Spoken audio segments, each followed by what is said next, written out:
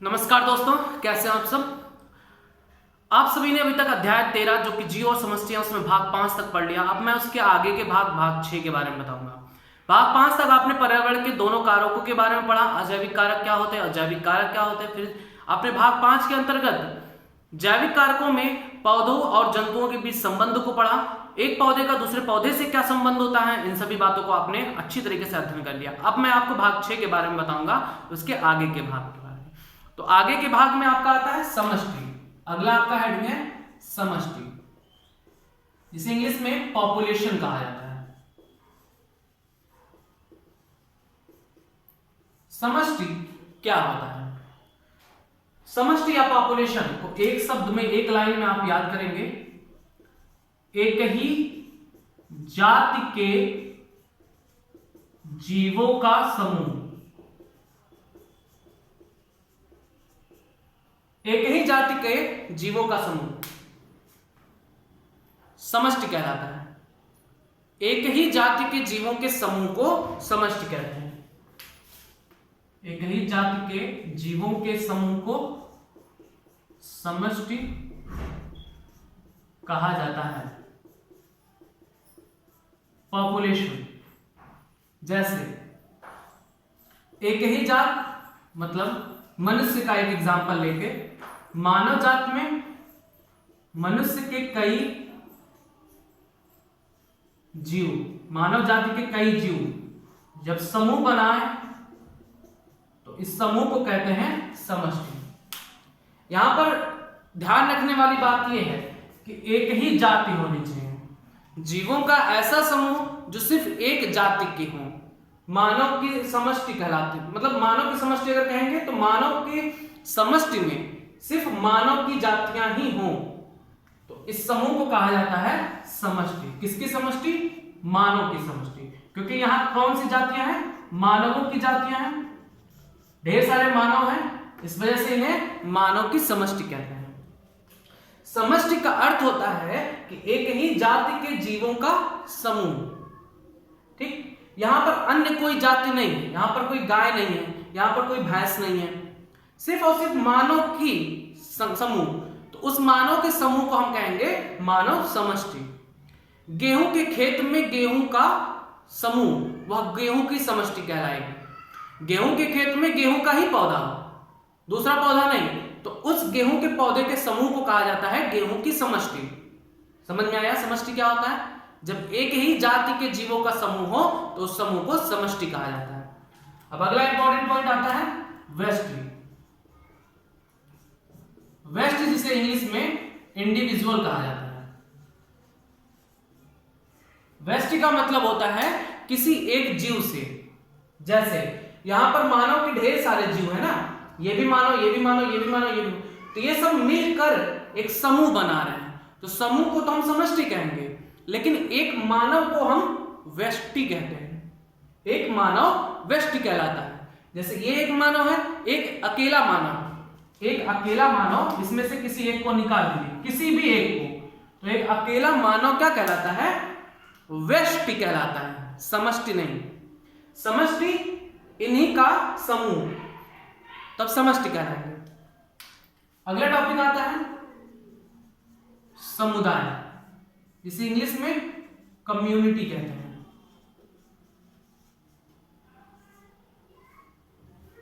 Community का definition होता है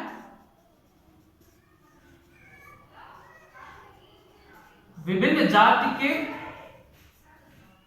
जीवों का समूह। समुदाय का मतलब होता है विभिन्न जाति के जीवों का समूह।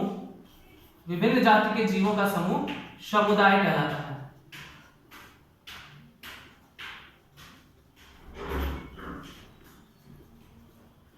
अब यहां पर अंडरलाइन करने वाली बात यह है, यहां पर विभिन्न जाति है। समुदाय किसे कहते हैं? जब विभिन्न जाति के जीवों का समूह हो तब उसे हम समुदाय कहते हैं। जैसे मानव के साथ साथ उसके आसपास कई अन्य जीव जंतु भी रहते हैं। जैसे मान लो यहां पर गाय भी है, भैंस भी है, ठीक है, बकरी भी है, मानव की और आबादी है, ठीक, खरगोश है। तो यहाँ पर आप देख रहे हैं कि यहाँ पर कई प्रकार के जीवों की जातियां हैं। मानव की जाति भी है, गाय की जाति भी है, भैंस की भी है, बकरी की भी है, खरगोश की भी है। मतलब कई प्रकार के जाति एक समूह बनाते हैं, तब उस समूह को हम समुदाय कहते हैं। अब ये पूरा का पूरा समूह समुदाय कहलाएगा। समुदाय आया समझ में? ये बहुत इंपॉर्टेंट पॉइंट्स हैं, इसको अच्छी तरीके से आप अपने दिमाग में बिठा लीजिए, क्योंकि यहां से क्वेश्चन बहुत सारे पूछे जाते हैं। समष्टि क्या होती है, बहुत सारा कंफ्यूजन आ जाता है। तो एक एक लाइन में अगर आप इसी मेन शब्द को ही आप अगर समझ लेंगे तो आपको समझ में आ जाएगा।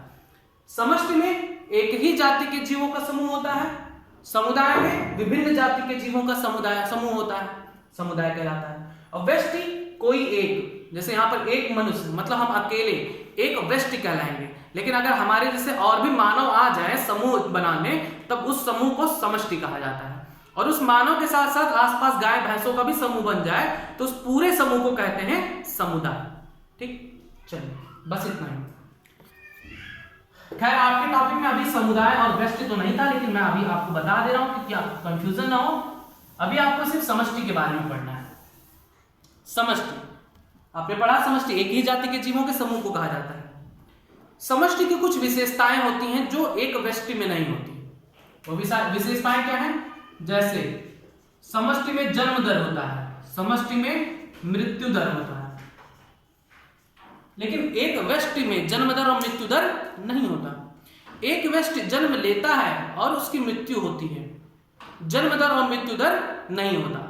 जन्म दर और मृत्यु दर समष्टि में ही होता है। आबादी में, आबादी में एक समूह के, एक जाति के जीवों के समूह में कितने नए जीव जन्म ले रहे हैं उसे हम कहते हैं जन्म दर।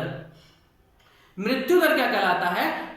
एक समूह में, एक ही जाति के समूह में, मतलब समष्टि में, एक समष्टि या एक आबादी में कितने लोगों की मृत्यु हुई, वह मृत्यु दर कहलाता है। तो जन्म दर से क्या तात्पर्य है? किसी समय और किसी इकाई क्षेत्रफल में नए उत्पन्न जीवों की संख्या या दर जन्म दर कहलाता है।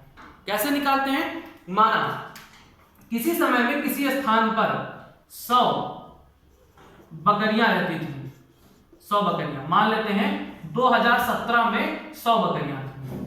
ठीक है, बकरियों ने जनन किया और जनन के द्वारा 50 और नए उत्पन्न हुए बकरियां। ठीक, 2018 तक 50 नए बकरियां उत्पन्न हुई। तो अब कुल संख्या कितनी है? 150। 100 पहले बकरियां थी, 50 नए उत्पन्न हुए, कुल टोटल संख्या 150। जन्म दर हम कैसे निकालेंगे? तो अब हम जन्म दर निकालेंगे इस तरह से, नए उत्पन्न हुई बकरियों की संख्या और पहले जितनी थी उसको भाग दे देंगे उससे। तो 50/100 कितना आएगा? 0.5। 0.5 ये जन्म दर कहलाता है। प्रति बकरी प्रति वर्ष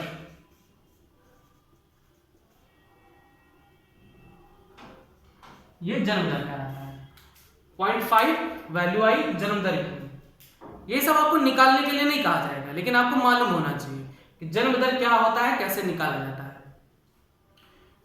तो जन्म दर सिर्फ समष्टि की विशेषता है, एक व्यष्टि की विशेषता नहीं है। किसी एक व्यक्ति का जन्म दर नहीं निकाला जा सकता क्योंकि वो एक अकेला होता है। समष्टि समूह को दर्शाती है, तो समूह का ये विशेषता है कि उसमें जन्म दर और मृत्यु दर वगैरह पाई जाती है। तो जन्म दर क्या होता है हमने आपको बता दिया, नए जीवों की संख्या जितनी भी बनती है प्रति के हिसाब से निकाला जाता है। एक बकरी के हिसाब से कितने जन्म लिए, तो 0.5। ठीक, अब इसी तरीके से मृत्यु दर को भी देखते हैं। मृत्यु दर भी समष्टि की ही विशेषता होती है। एक समष्टि में कितने लोगों की किसी समय में मृत्यु हुई वही कहलाता है मृत्यु दर। माना किसी समय में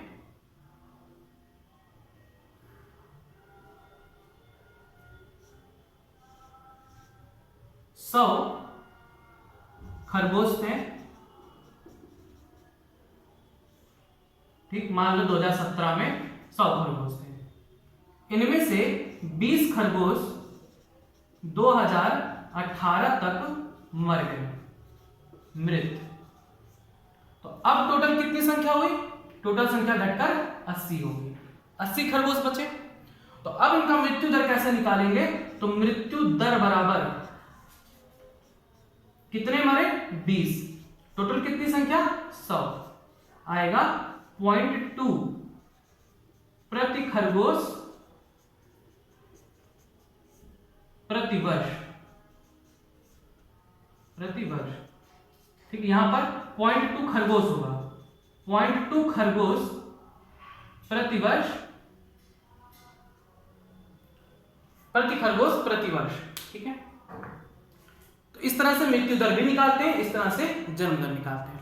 प्रोसेस निकालने का एकदम सेम है, लेकिन यहां पर वैल्यू घटती है और यहां पर बढ़ती है। 50 नए उत्पन्न होने पर 150, 20 मरने पर 80, संख्या घटती है। तो ये था जन्म दर और मृत्यु दर। तो समष्टि की ही विशेषता है जन्म दर और मृत्यु दर। थोड़ा सा और इसमें डीपली अभी बताएंगे, जो आगे फिर आपको वो चीज दोहराया जाएगा। अभी यहीं पर समझ लेंगे। आपने देखा समष्टि की दो विशेषताएं, एक तो जन्म दर, दूसरा एक देखा आपने मृत्यु दर। देखा, इसके साथ साथ दो और चीजें आती हैं। एक आता है आप्रवासन और दूसरा आता है उत्प्रवासन। उत्प्रवासन, दो और गुण हैं जो समष्टि के गुण होते हैं, आप्रवासन और उत्प्रवासन। चलिए देखते हैं इन दोनों को तो आपको समझा दिए, आप्रवासन और उत्प्रवासन क्या होता है ये देखते हैं। आप्रवासन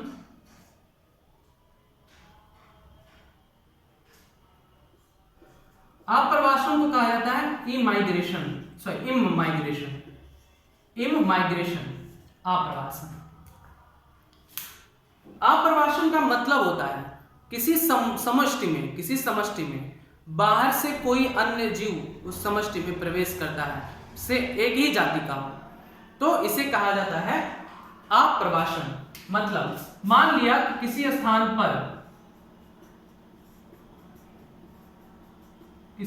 पर 5 मनुष्य थे, मान लेते हैं एमपी में, मध्य प्रदेश में 5 मनुष्य थे, यूपी से 5 और मनुष्य चले आए यहां पर। तो अब एमपी का में मनुष्य की संख्या क्या हो गई? बढ़ गई। किसी स्थान से जीवों का किसी दूसरे स्थान में प्रवेश करना ही क्या कहलाता है? आप्रवासन। तो अब एमपी में 5 पहले थे, यूपी से 5 और आ गए, तो 5 5 10 हो गए। तो आप्रवासन यही कहलाता है, किसी दूसरे जगह से उस समष्टि में जीवों का प्रवेश करना आप्रवासन कहलाता है। ठीक, दूसरा आता है उत्प्रवासन, से कहते हैं इमाइग्रेशन। उत्प्रवासन का मतलब होता है किसी जगह पर जो जीव है वो उस जगह को छोड़कर चले जाए कहीं और। मान लो किसी जगह पर 5 व्यक्ति थे, 2 व्यक्ति यहां से छोड़कर कहीं और चले गए असम में। तो अब यहां पर कितने बचे? मान लो ये यूपी है, तो 5 पहले थे यूपी में, 2 निकल कर चले गए असम में, तो बचे कितने? 3। इस प्रकार की प्रक्रिया को कहा जाता है उत्प्रवासन। ऐसे सभी जो घटनाएं हैं वो विपरीत परिस्थितियों में, मौसम के विपरीत होने पर या किसी अन्य कारणों के भोजन की तलाश में जीवों के द्वारा की जाती हैं। जैसे इमाइग्रेशन का एक एग्जांपल, साइबेरिया से पक्षियां ठंड के मौसम में साइबेरिया से चली आती हैं भारत में, तो ये इमाइग्रेशन। और वहां से छोड़ के चली आना ये कहलाता है उत्प्रवासन। याद रखेंगे, बहुत इंपॉर्टेंट पॉइंट है ये। तो आप अब देख रहे हैं आप्रवासन का मतलब होता है कहीं और से जीवों का चला आना, उत्प्रवासन का मतलब होता है जीवों का छोड़कर कहीं और चला जाना। अभी आपने देखा कि जन्म दर से किसी भी समष्टि की संख्या बढ़ रही थी।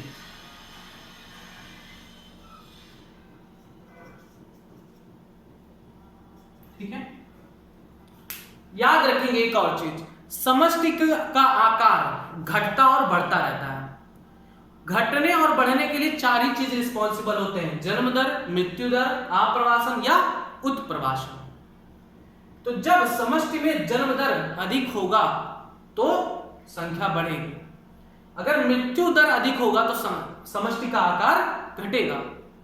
आप्रवासन होगा तो देखिए आप्रवासन में भी संख्या बढ़ती है तो समष्टि का आकार बढ़ेगा, और अगर उत्प्रवासन होता है तो संख्या घटती है, मतलब समष्टि का आकार कम होगा। समष्टि के आकार में घटना या बढ़ना इन्हीं चार प्रोसेसेस पर डिपेंड करता है। बढ़ाते कौन कौन है? समष्टि के आकार को जन्म दर बढ़ाता है और आप्रवासन बढ़ाता है, और समष्टि के आकार को घटाता कौन है? जन्म दर घटाता है और उत्प्रवासन घटाता है। इसके बारे में भी और डिटेल हम पढ़ेंगे, फिलहाल आप कुछ बातें लिख लीजिए। तो पहला आप हेडिंग डालेंगे समष्टि, और समष्टि के अंतर्गत लिखेंगे अधिकांश जीव सीमित भौगोलिक क्षेत्र में समूह में पाए जाते हैं जो एक समान संसाधनों का उपयोग करते हैं अथवा उनके लिए स्पर्धा करते हैं तथा संकरण करते हैं। इस प्रकार वे समष्टि की रचना करते हैं। अगले लाइन से लिखेंगे समष्टि में कुछ ऐसे गुण होते हैं जो व्यष्टि में नहीं होते हैं। समष्टि जन्मता और मरता है, लेकिन समष्टि में जन्म दरें और मृत्यु दरें होती हैं। समष्टि में इन दरों को क्रमशः प्रति व्यक्ति जन्म दर और मृत्यु दर कहते हैं। इसलिए दर को समष्टि के सदस्यों के संबंधों में परिवर्तन, ब्रैकेट में लिखेंगे वृद्धि या ह्रास, ब्रैकेट क्लोज, के रूप में प्रकट किया जाता है। उदाहरण के लिए अगर किसी तालाब में पिछले साल कमल के 20 पौधे थे और जनन द्वारा 8 नए पौधे हो जाते हैं जिससे वर्तमान समष्टि 28 हो जाती है, तो हम जन्म दर को 8/20 बराबर 0.4 संतति प्रति कमल प्रति वर्ष के हिसाब से परिकलन करते हैं। अगर प्रयोगशाला समष्टि में 40 मधुमक्खियों में से 4 मधुमक्खी किसी विशिष्टीकृत समय अंतराल में मान लीजिए 1 सप्ताह के दौरान मर जाते हैं, तो उस समय के दौरान समष्टि में मृत्यु दर 4/40 बराबर 0.1 मक्खी प्रति सप्ताह कहलाएगी। ठीक, बस। तो ये था समष्टि के बारे में। अगला हेडिंग डालेंगे समष्टि में लिंग अनुपात एवं आयु पिरामिड। अभी इसके बारे में आगे हम लिखवाएंगे इन सभी के बारे में कि आप्रवासन या उत्प्रवासन क्या होता है। इससे पहले एक हेडिंग और हम देखेंगे कि समष्टि में लिंग अनुपात एवं आयु पिरामिड। समष्टि में लिंग अनुपात व आयु पिरामिड।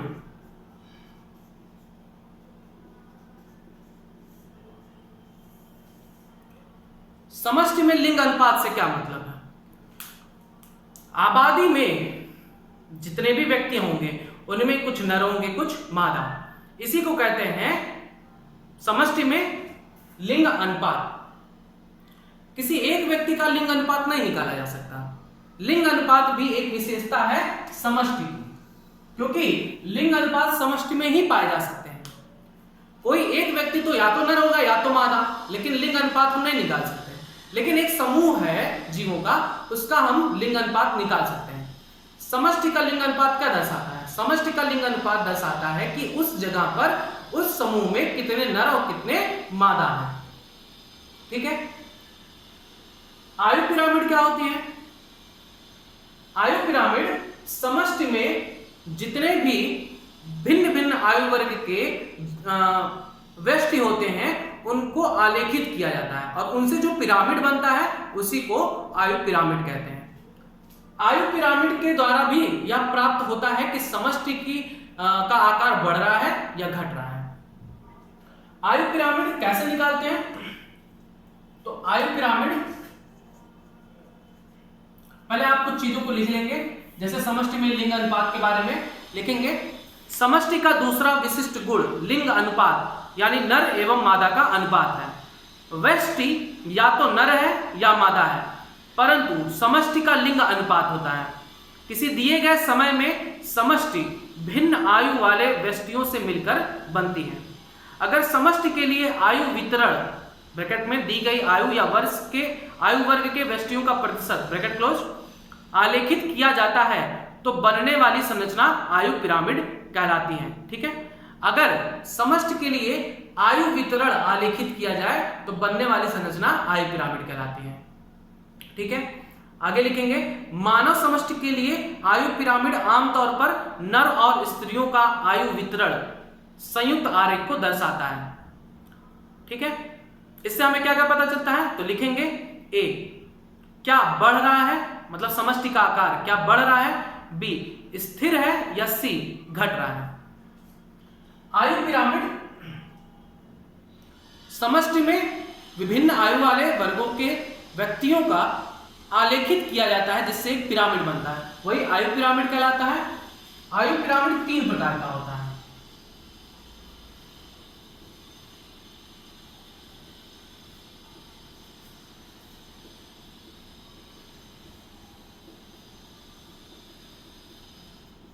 आयु पिरामिड 3 प्रकार का होता है। एक चौड़े आधार का, चौड़े आधार का या त्रिभुजाकार पिरामिड, इसे कहते हैं ट्रायंगल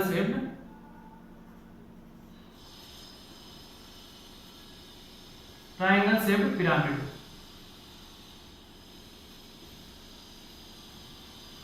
चौड़े आधार या त्रिभुजाकार पिरामिड दर्शाता है कि, अब इसके बारे में चर्चा करते हैं, पहले देख लेते हैं कि ये पिरामिड बनता कैसे है। चौड़े आधार या त्रिभुजाकार पिरामिड में पिरामिड इस तरह से बनता है।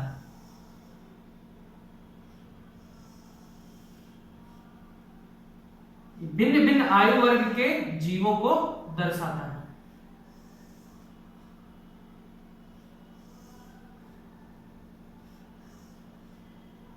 ठीक, इसमें सबसे नीचे प्री रिप्रोडक्टिव जीवों की संख्या को दर्शाया जाता है। फिर आता है रिप्रोडक्टिव जीवों की संख्या, और फिर आता है पोस्ट रिप्रोडक्टिव जीवों की संख्या। प्री रिप्रोडक्टिव को हिंदी में कहा जाता है, बिल्कुल आप एकदम परेशान मत होइएगा, अभी सब कुछ समझ में आएगा। ठीक है, इंग्लिश को भी हिंदी में कन्वर्ट करके अभी हम आपको बताते हैं। प्री रिप्रोडक्टिव का मतलब होता है पूर्व प्रजननी। रिप्रोडक्टिव का मतलब होता है प्रजननी। पोस्ट रिप्रोडक्टिव का मतलब होता है पश्च प्रजननी। ये क्या है, ये एज है, डिफरेंट डिफरेंट एज के जीवों की को दर्शा रहा है। पूर्व प्रजननी मतलब जनन की उम्र से पहले की संख्या कितनी है, इतनी। कह सकते हैं बच्चों की संख्या बहुत ज्यादा है। ये पिरामिड जो त्रिभुजाकार पिरामिड बना हुआ है यह दर्शा रहा है कि यहां पर बच्चों की संख्या बहुत ज्यादा है। पूर्व प्रजननी का मतलब जनन आयु से पहले की उम्र के व्यक्ति या लोग। फिर उसके बाद आता है प्रजननी जीवों की संख्या, मतलब ऐसे व्यक्ति या ऐसे जीव जो जनन करने योग्य हैं उनकी संख्या कितनी है। पोस्ट रिप्रोडक्टिव या पश्च प्रजननी का मतलब होता है सिंपल शब्दों में बूढ़े लोग जो प्रजनन की अवस्था को पार कर चुके हैं, उनकी संख्या कितनी है। ठीक, तो ये पिरामिड कहलाता है त्रिभुजाकार पिरामिड, इस तरह से बना हुआ है। जो सबसे ज्यादा चौड़ा भाग है वो दर्शा रहा है कि सबसे ज्यादा संख्या किसकी है, पूर्व प्रजननी की है। पूर्व प्रजननी की यानी जनन आयु से पहले के बच्चों की संख्या सबसे ज्यादा है, फिर जनन करने वालों की संख्या है, और फिर उससे कम क्या है संख्या पूर्व पश्च प्रजननी की। तो ये त्रिभुजाकार पिरामिड यह दर्शा रहा है कि आप खुद सोचिए कि जब पूर्व प्रजननी की संख्या ज्यादा होगी तो ये धीरे धीरे और बढ़ेंगे, ग्रो करेंगे, संख्या ज्यादा है तो ये भी जनन करने की आयु तक पहुंचेंगे, तो जनन करेंगे तो संख्या और बढ़ेगी। तो इस प्रकार के त्रिभुज से स्पष्ट होता है कि समष्टि बढ़ रहा है। ठीक है, अगर किसी समष्टि में पूर्व प्रजननी की संख्या सबसे ज्यादा हो, फिर प्रजननी की संख्या हो मध्यम में और पश्च प्रजननी की संख्या कम हो, तो यह दर्शाता है कि समष्टि बढ़ रहा है या वृद्धिशील है। ठीक है, तो इसके बारे में आप पहले लिखेंगे आयु, अगली लाइन से लिखेंगे आयु पिरामिड 3 प्रकार के होते हैं और उसमें पहला लिखेंगे चौड़े आधार या त्रिभुजाकार पिरामिड। उसमें लिखेंगे इसमें पूर्व प्रजननी सदस्यों की संख्या अधिक होती है, प्रजननी सदस्यों की संख्या मध्यम अनुपात में पाई जाती है। यह पिरामिड वृद्धिशील समष्टि को प्रदर्शित करता है क्योंकि जन्म दर अधिक होता है। ठीक, तो ये एक पिरामिड हो गया। अगला पिरामिड आता है घंटी के आकार का पिरामिड, बेल शेप्ड पिरामिड। दूसरा पिरामिड है घंटी के आकार का पिरामिड, ऐसे कहा जाता है bell shaped pyramid, bell shaped pyramid. अब इससे क्या प्राप्त होता है, समष्टि बढ़ रही है कि घट रही है या स्थिर है, इसको हम देखेंगे। पहले हम पिरामिड को बनाकर देखेंगे, उसमें कौन से आयु के कितने जीव हैं, तभी आप खुद ही निकाल लोगे कि समष्टि बढ़ रही है या घट रही है। इस प्रकार का पिरामिड बनता है।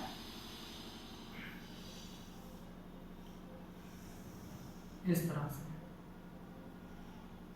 जिसमें पूर्व प्रजननी और प्रजननी की संख्या स्थिर होती है, लगभग समान होती है।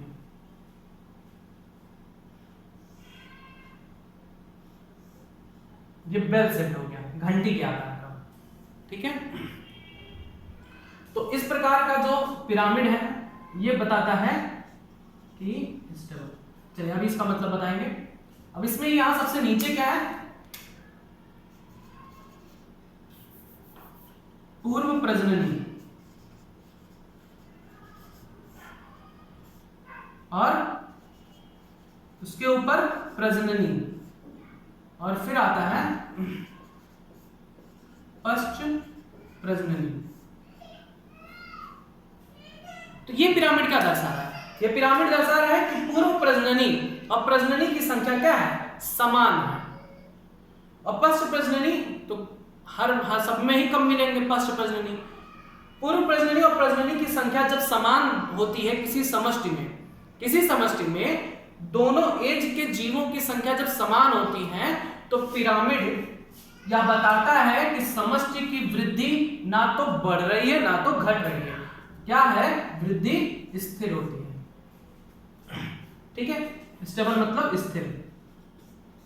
इस प्रकार का पिरामिड बताता है कि जनसंख्या या समष्टि स्थिर है। कब, जब पूर्व प्रजननी और प्रजननी की संख्या समान होती है। तो लिखेंगे दूसरा हेडिंग घंटी के आकार का पिरामिड, और उसमें लिखेंगे इसमें पूर्व प्रजननी सदस्यों की संख्या प्रजननी सदस्यों की संख्या से कुछ ही अधिक होती है, बहुत थोड़ी। पश्च प्रजननी की संख्या अपेक्षाकृत कम होती है। यह एक परिपक्व धीमी गति से वृद्धि करने वाला स्थिर पिरामिड को दर्शाता है।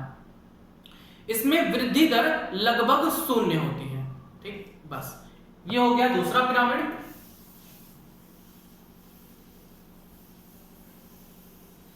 अगला तीसरा पिरामिड आता है। तीसरा पिरामिड है कुंभाकार पिरामिड। कुंभाकार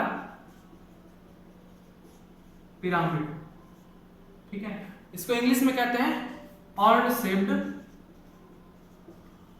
पिरामिड।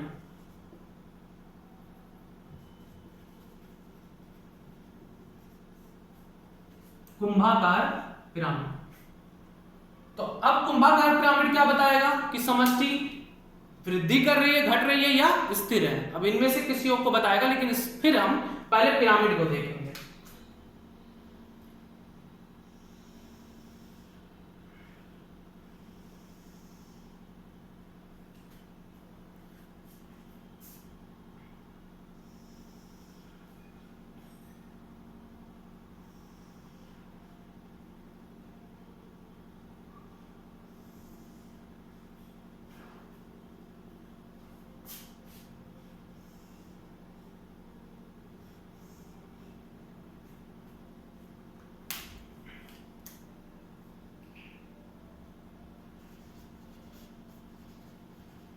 इसमें पूर्व प्रजननी की संख्या बहुत ही कम है, बहुत ही कम है। इसमें प्रजननी की संख्या ठीक ठाक है और पश्च प्रजननी की संख्या कम है। जहां पर भी पूर्व प्रजननी की संख्या कम होगी, मतलब जनन आयु से पहले बच्चों की संख्या जहां पर कम होगी, आगे आने वाले समय में समष्टि का आकार घटेगा। क्योंकि जनन करने वाले जीवों जो आगे जनन करने योग्य होंगे, जब उन्हीं की संख्या बहुत कम होगी तो उनसे संतान भी कम उत्पन्न होंगे और वहां की समष्टि पॉपुलेशन या आबादी कम होगी। तो यहां पर सीधे तौर पे दिखाई दे रहा है कि पूर्व प्रजननी जीवों की संख्या बहुत कम है। तो जब जीवों पूर्व प्रजननी की ही संख्या बहुत कम है तो आने वाले समय में समष्टि का ग्रोथ भी कम होगा। तो कुंभाकार पिरामिड यह प्रदर्शित करता है कि समष्टि कुंभाकार पिरामिड, अगर समष्टि का कुंभाकार पिरामिड बन रहा है तो यह बताता है कि समष्टि घट रही है, घट रही है। ठीक, बस ये 3 पिरामिड आपके हो गए। और तीनों पिरामिड के बारे में हमने यही बताया था आपसे कि ये तीनों पिरामिड बताते हैं कि समष्टि बढ़ रहा है, घट रहा है या स्थिर है। तो आपने देखा 3 पिरामिड में पहला पिरामिड जो कि त्रिभुजाकार पिरामिड था, वह पिरामिड प्रदर्शित करता है कि समष्टि वृद्धि कर रहा है। क्यों? क्योंकि वहां पर पूर्व प्रजननी जीवों की संख्या बहुत अधिक थी। दूसरा आता है पिरामिड घंटी की आकृति का पिरामिड। तो घंटी का आकृति का पिरामिड बताता है कि पूर्व प्रजननी की संख्या और प्रजननी की संख्या लगभग समान है, तो वहां पर समष्टि क्या होगी? स्थिर रहेगी। समष्टि ना तो बढ़ेगा ना तो घटेगा। तीसरा पिरामिड आता है कुंभाकार पिरामिड। कुंभाकार पिरामिड यह बताता है कि समष्टि घट रही है। चलिए, तो ये तीनों पिरामिड हो गए। आयु पिरामिड भी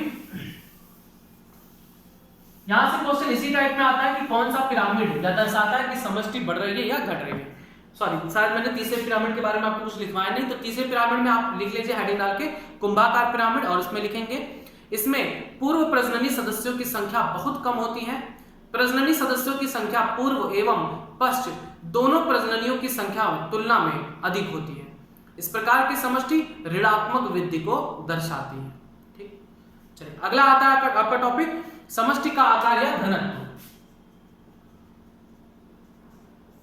समष्टि का आकार या घनत्व।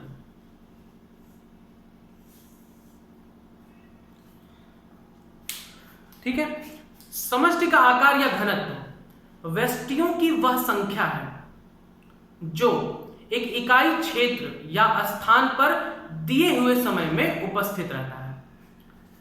घनत्व या समष्टि का आकार क्या है? समष्टि का आकार या समष्टि का घनत्व व्यष्टियों की वह संख्या है जो इकाई क्षेत्रफल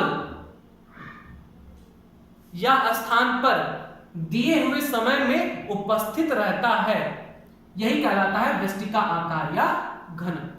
तो हेडिंग डालेंगे, लिखेंगे समष्टि का आकार या घनत्व। लिखेंगे समष्टि का आकार या घनत्व व्यष्टियों की वह संख्या है जो एक इकाई क्षेत्र या स्थान पर दिए हुए समय में उपस्थित रहता है। ठीक, बस समष्टि के आकार या घनत्व के बारे में बस इतना ही। अगला टॉपिक है आपका समष्टि वृद्धि। समष्टि वृद्धि, पॉपुलेशन ग्रोथ।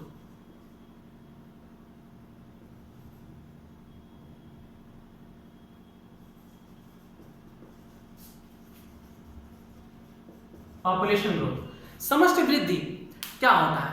किसी भी समष्टि में उनकी जीवों का बढ़ना समष्टि वृद्धि कहलाता है। समष्टि का हमने आपको 4 गुण अभी सिर्फ थोड़ी देर पहले बताया था। समष्टि के 4 गुण आपको याद होना चाहिए। कौन कौन से थे? जन्म दर, मृत्यु दर, जन्म दर, मृत्यु दर, आप्रवासन और उत्प्रवासन। ये 4 गुण बताया था हमने समष्टि के। समष्टि के ये 4 गुण होते हैं। जन्म दर का मतलब होता है कि किसी समष्टि में किसी इकाई क्षेत्रफल व समय में जन्मे जीवों की संख्या। अगर किसी समष्टि में जन्म दर होता है तो संख्या क्या होगी? बढ़ेगी। अगर जन्म दर का मान पॉजिटिव है तो ये क्या बताएगा कि संख्या बढ़ रही है। मृत्यु दर क्या दर्शाता है कि समष्टि की संख्या क्या हो रही है? घट रही है। और आप्रवासन में मैंने अभी आपको बताया कि आप्रवासन एक ऐसा प्रोसेस है कि कोई जीव एक स्थान से दूसरे स्थान पर कोई जीव, मान लो यहां पर किसी समय में 5 व्यक्ति थे,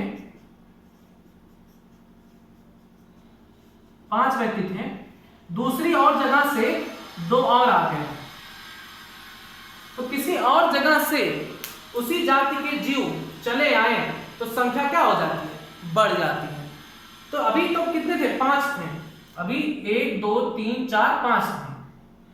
तो 5 मानव जाति के समूह को समष्टि कहा जाता था। 2 और आ गए, बाहर से 2 और आ गए, तो अब कितने हो गए? 5 2 7, संख्या बढ़ गई, समष्टि वृद्धि कर रही है। तो 2 और आ गए, बाहर से किसी जाति का आना ये कहलाता है आप्रवासन, इमाइग्रेशन। इसे इंग्लिश में कहते हैं इमाइग्रेशन। तो इससे समष्टि की वृद्धि होती है। यहां हम लिख सकते हैं संख्या बढ़ेगी, यहां पर मृत्यु दर से घट रही है और यहां पर भी संख्या बढ़ेगी। और संख्या बढ़ेगी तो समष्टि की वृद्धि भी होगी। उत्प्रवासन क्या कहलाता है? जिसे कहते हैं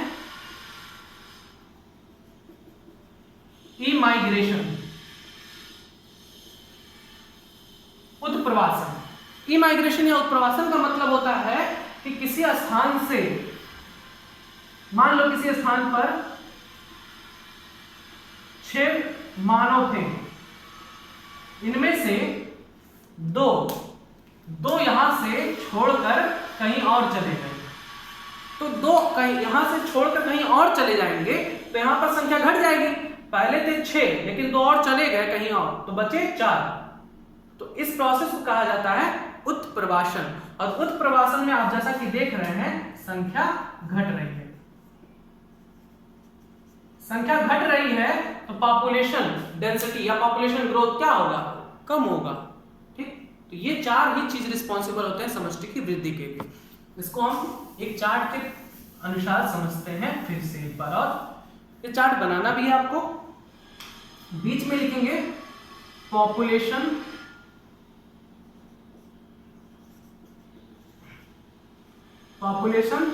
डेंसिटी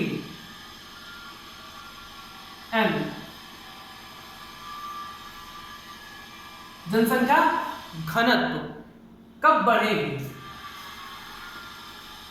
बढ़ने को हम प्लस से दिखा रहे हैं।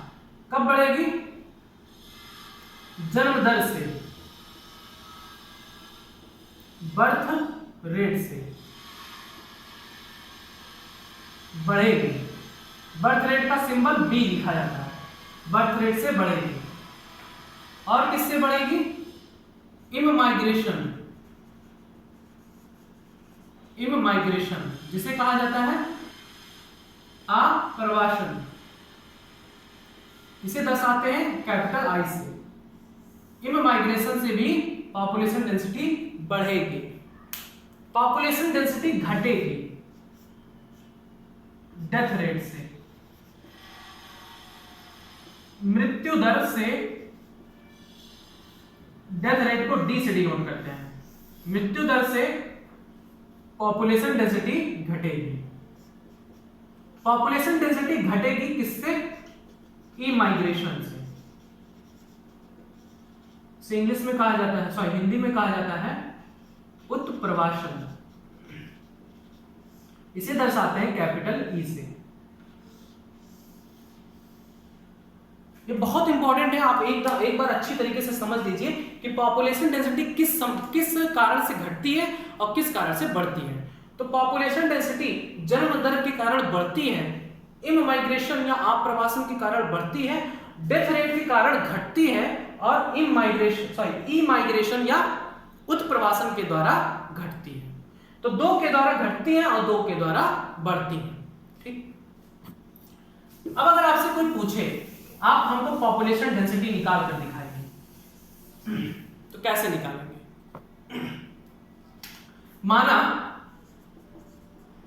समय टी पर पॉपुलेशन डेंसिटी या कह सकते हैं जनसंख्या घनत्व। जनसंख्या को ही क्या कहते हैं? समष्टि कहते हैं। तो आप कंफ्यूज मत होइएगा, समष्टि भी कहेंगे, जनसंख्या भी कहेंगे, आबादी भी कह सकते हैं। तो जनसंख्या घनत्व, समय टी पर जनसंख्या घनत्व क्या है? n है। समय टी पर जनसंख्या घनत्व n है, कैपिटल N। तो समय t+1 पर जनसंख्या घनत्व क्या होगा? जनसंख्या घनत्व क्या होगा? निकाल सकते हैं, बहुत इजी है। nt+1 हमको यही निकालना है। t+1 पर जनसंख्या घनत्व क्या होगी? nt+1 बराबर nt, मतलब t समय t पर जनसंख्या घनत्व क्या था, plus b plus i minus d plus e। ये फॉर्मूला होता है जनसंख्या घनत्व निकालने का। यहां पर n क्या है? समय t पर जनसंख्या घनत्व, t+1 यहां ये क्या है? तो जनसंख्या घनत्व कब? t+1 पर, समय t+1 पर। b क्या है? b मतलब बर्थ रेट, जन्म दर क्या है? i क्या है? इमाइग्रेशन, आप्रवासन। d क्या है? डेथ रेट, मृत्यु दर। e क्या है? इमाइग्रेशन या उत्प्रवासन। अब एक एग्जांपल से लेकर हम बताते हैं आपको। माना समय t बराबर 2018 में जनसंख्या घनत्व या ऐसे कह सकते हैं कि 2018 में जनसंख्या घनत्व कितनी थी? जनसंख्या घनत्व 100 थी। ठीक, nt+1 मतलब कि 2019 में हमको जनसंख्या घनत्व बताइए। तो nt मतलब 2018 में कितना था? 100 था, और 2018 से लेकर 2019 तक बर्थ रेट 20 मिला, बर्थ रेट 20 है। इमाइग्रेशन है 10, ठीक, और डेथ रेट मान लिया कि 5 है, और इमाइग्रेशन है 5। तो आप निकाल सकते हैं 100 प्लस 30 माइनस 10 कितना आएगा? 120। ये आएगा nt+1 की वैल्यू 120। हालांकि ऐसा क्वेश्चन आपको निकालने के लिए नहीं आता है, लेकिन आपको नॉलेज होना चाहिए कि कैसे निकाला जाता है। ठीक है, बर्थ रेट अगर क्वेश्चन आता भी है तो आपको बर्थ रेट दिया जाएगा, और नहीं भी दिया जाएगा तो आप निकाल सकते हो उनकी वैल्यू अगर दी गई है तो। Birth rate, immigration, death rate, immigration, इन सभी के वैल्यू जब दिए होंगे तो आप जनसंख्या घनत्व तो आसानी से निकाल सकते हैं। आप खुद देखिए, 2018 में 100 थे, 2019 में 120 हो गए, और हमने क्या बताया? समष्टि वृद्धि जन्म दर और आप्रवासन से बढ़ती हैं, मृत्यु दर और उत्प्रवासन से घटती हैं। देख लीजिए, देखिए बर्थ रेट 20 था, इमाइग्रेशन भी 10 है, ज्यादा है। जितना ज्यादा होगा उतना ही ज्यादा होगा, और ये जितना ज्यादा होगा उतना ही कम होगा, क्योंकि माइनस में है। ठीक है। इस प्रकार से जब बर्थ रेट और इमाइग्रेशन दोनों मिलाकर ज्यादा आया और इन दोनों को मिलाकर कम आया तो मतलब समष्टि वृद्धि कर रही है और संख्या 120 पहुंच गई। तो ये बहुत ही महत्वपूर्ण है, समष्टि ग्रोथ मतलब पॉपुलेशन ग्रोथ समष्टि वृद्धि कैसे निकाली जाती है। तो ये आपको नोट करना है, लेकिन इससे पहले आपको लिखना है समष्टि वृद्धि के बारे में। लिखेंगे किसी जाति के लिए समष्टि का आकार निश्चित नहीं होता है, यह समय समय पर बदलता रहता है, जो विभिन्न कारकों पर जैसे आहार उपलब्धता, परभक्षण दाब और मौसमी परिस्थितियों पर निर्भर करता है। ठीक। दी गई अवधि के दौरान दिए गए आवास में समष्टि का घनत्व 4 मूलभूत प्रक्रमों में घटता और बढ़ता है। इन चारों में से 2 जन्म दर और आप्रवासन समष्टि घनत्व को बढ़ाते हैं और 2 मृत्यु दर और उत्प्रवासन समष्टि घनत्व को घटाते हैं। ठीक। अब पहला हेडिंग डालेंगे जन्म दर क्या होता है, तो लिखेंगे हेडिंग डाल के जन्म दर या बर्थ रेट। लिखेंगे जन्म दर से मतलब समष्टि में जन्मी उस संख्या से है जो दी गई अवधि के दौरान आरंभिक घनत्व में जुड़ती है। दूसरा हेडिंग डालेंगे मृत्यु दर। लिखेंगे यह दी गई अवधि में समष्टि में होने वाली मौतों की संख्या है। तीसरा लिखेंगे आप्रवासन में लिखेंगे यह उसी जाति के व्यष्टियों की वह संख्या है जो दी गई समय अवधि के दौरान आवास में कहीं और से आ गई है। चौथा लिखेंगे उत्प्रवासन, हेडिंग उत्प्रवासन, इसे इंग्लिश में इमाइग्रेशन कहते हैं। लिखेंगे या समष्टि के व्यष्टियों की वह संख्या है जो दी गई समयावधि के दौरान आवास छोड़कर कहीं और चले गए हैं। ठीक। और अभी जो मैंने अब इसके बाद आपको बनाना है, अभी जो मैंने बनाया था पॉपुलेशन डेंसिटी किससे बढ़ती है, जन्म दर से और आप्रवासन से बढ़ती है, किससे घटती है, उत्प्रवासन से घटती है और मृत्यु दर से घटती है। अभी जो मैंने इसके पहले बनाया था ऐसा ही आपको बना लेना है। ठीक। उसके बाद अगले लाइन से लिखना है अगर समय t पर जनसंख्या घनत्व n है, कैपिटल N है, तो समय t+1 पर जनसंख्या घनत्व बराबर, अगली लाइन से लिखेंगे nt+1 is equal to nt+b+i - d+e। ठीक। अब यहां पर आप लिख सकते हैं कि nt क्या है, t समय t पर जनसंख्या घनत्व, nt+1 क्या है, समय t+1 पर जनसंख्या घनत्व, b क्या है, बर्थ रेट मतलब जन्म दर, i क्या है, इमाइग्रेशन मतलब आप्रवासन, d क्या है, डेथ रेट यानी मृत्यु दर, e क्या है, इमाइग्रेशन या उत्प्रवासन। ठीक। बस ये जनसंख्या घनत्व के बारे में इतना पॉइंट। लास्ट आपका इस भाग का टॉपिक है वो है जाव सूचकांक।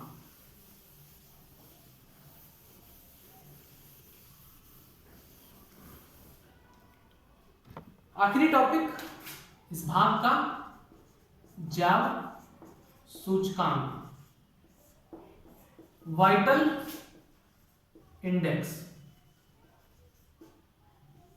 जाव सूचकांक जन्म दर और मृत्यु दर के अनुपात को दर्शाता है और जाव सूचकांक के द्वारा भी हम बता सकते हैं कि समष्टि वृद्धि कर रही है या घट रही है या स्थिर है।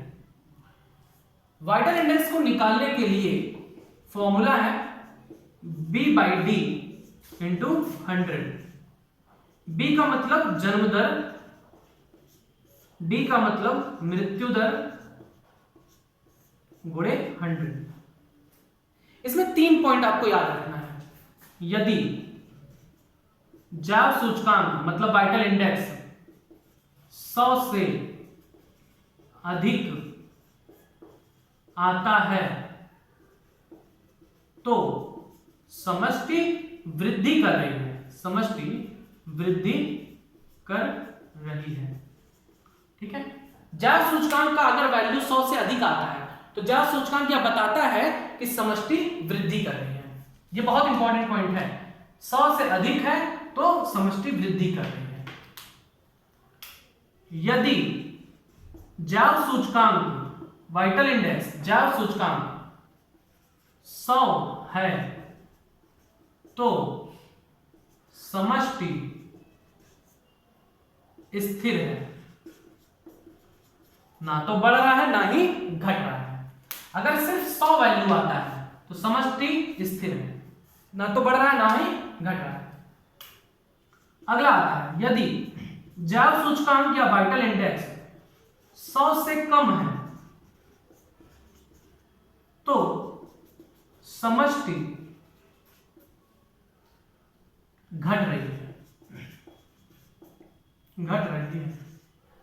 अगर 100 से कम आता है वैल्यू तो समष्टि घट रही है। ये तीनों पॉइंट बहुत इंपॉर्टेंट है, अभी हम तीनों का एग्जांपल के थ्रू आपको समझाएंगे। चलिए मानते हैं कि किसी जगह पर मृत्यु दर ज्यादा है, मृत्यु दर 10 है, सॉरी जन्म दर, माना किसी जगह पर समष्टि का जन्म दर अधिक है 10 और मृत्यु दर कम है 5 तो 100। आप खुद ही सोचिए कि किसी भी जगह पर जन्म लेने वाले जीवों की संख्या ज्यादा है और मृत्यु कम हो रही है, ऑफ कोर्स उस जगह की संख्या बढ़ेगी। तो जहां जन्म दर देखिए ज्यादा है, मृत्यु दर कम है, तो आप वैल्यू देख लीजिए क्या आएगा, 200 आया। अब इस पॉइंट से आप समझें, चाहे अपने दिमाग से समझें या तो अपने दिमाग से समझ लीजिए कि भाई जब जन्म ज्यादा हो रहा है और मर कम रहे हैं तो जाहिर सी बात है कि जनसंख्या वहां की वृद्धि कर रही है। लेकिन अगर आप अपने दिमाग के नहीं इस लाइन को समझना चाहते हैं तो इस लाइन को भी समझ लीजिए।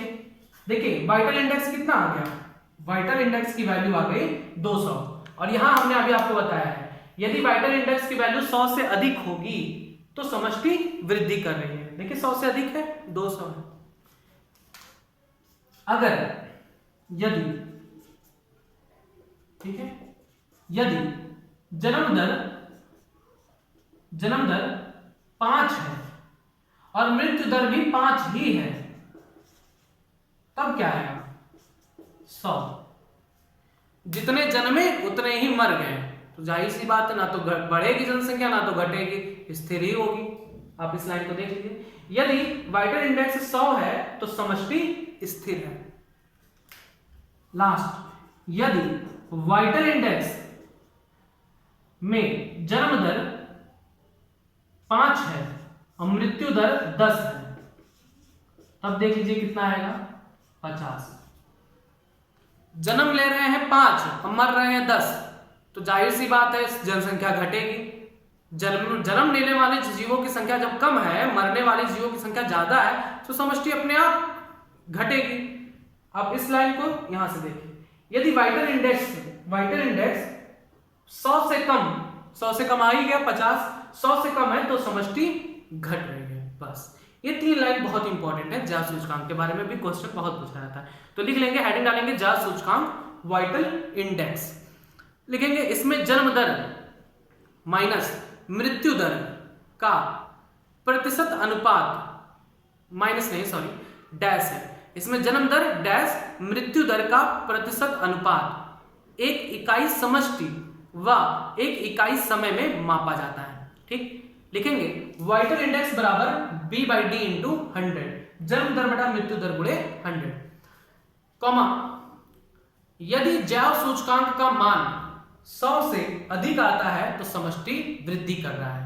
दूसरे लाइन से लिखेंगे, यदि जैव सूचकांक का मान 100 ही है तो समष्टि स्थिर है।